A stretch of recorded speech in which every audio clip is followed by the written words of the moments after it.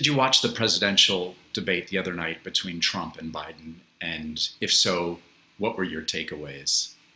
I did watch it, and I stuck with it all the way through because, I'm intensely interested in politics anyway, but especially this year is so huge.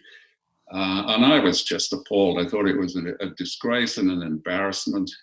And it was a shit show, like they said. It was the worst thing I've ever seen, and really made me despair in a lot of ways. That, as an immigrant, as an observer from the outside, we talk about the American century, which is generally taken to mean the 20th century.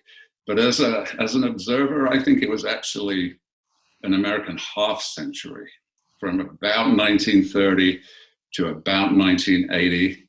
Those 50 years that is America as the world imagines it, and as the world remembers it and idealizes it.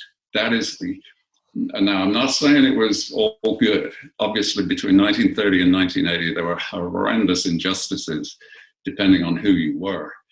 But broadly speaking, that is the America that the world loves. And it has been in a process of erosion, really, for 40 years now. And I think Tuesday night's debate absolutely illustrated that. That is how far we have fallen.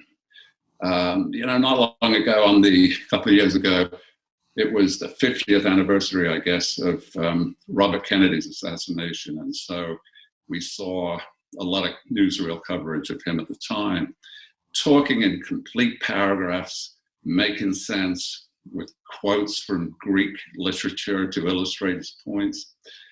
To have fallen from there to where we are now in those 50 years is just a hideous blight. Is this reflective of both candidates in your mind?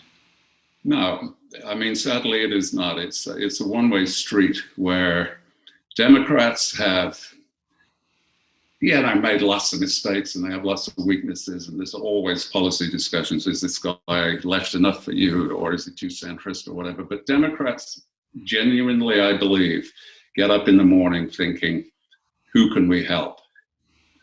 And I think Republicans increasingly get up in the morning saying, who can we hate and who can we blame? And that divergence is very, very stark. This is not about two parties trying to do the right thing with different flavors. It is one party has abandoned that completely and is ruthlessly out for itself in a way that is probably best illustrated with the climate change thing. They are trying to grab everything they can today with no thought of tomorrow. Literally that short of a horizon. And it's unsustainable. It has got to change. Surely you have tens of thousands of Republican readers. Do you have any pause about speaking about the Republican Party in that way? Well, there is the Michael Jordan thing who said, Republicans buy sneakers too. And I don't want this to sound like a get out, because it's not at all, but I try not to make the books kind of explicitly anything. They're not rich from the headlines. They're not issue-driven books. They're just thrillers. But at the same time, in my books, I understand that Jack Reacher, given who he is, has an entree to the Republican world. A lot of Republicans instinctively identify with him because of his characteristics of self-reliance, toughness, and so on.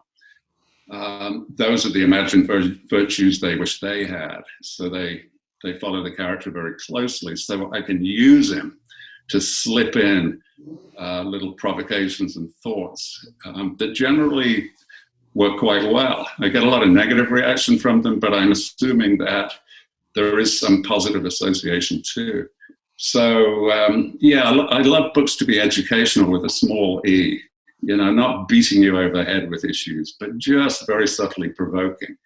And I've done that in many books. Sometimes, very ironically, with bad results. One of my books called Nothing to Lose was fundamentally about a guy who had gone AWOL from Iraq and Afghanistan. He was not returning for his third or fourth tour or whatever. And Reacher backed him up. Reacher sympathized with him. And at one point in the book, towards the end, he made a 17-line speech kind of justifying why this guy was okay. He said that duty is a two-way street. Of course, soldiers have a duty to go where they're told, but equally, the civilian leadership has a duty not to waste their lives or limbs for a stupid, badly thought out, badly equipped mission. And that proved tremendously unpopular with all the support our troops type people. What they did not know was that those 17 lines were taken word for word from an email I got from an infantry soldier in Afghanistan. I felt like, you know, this guy has no outlet. He can't really talk in public.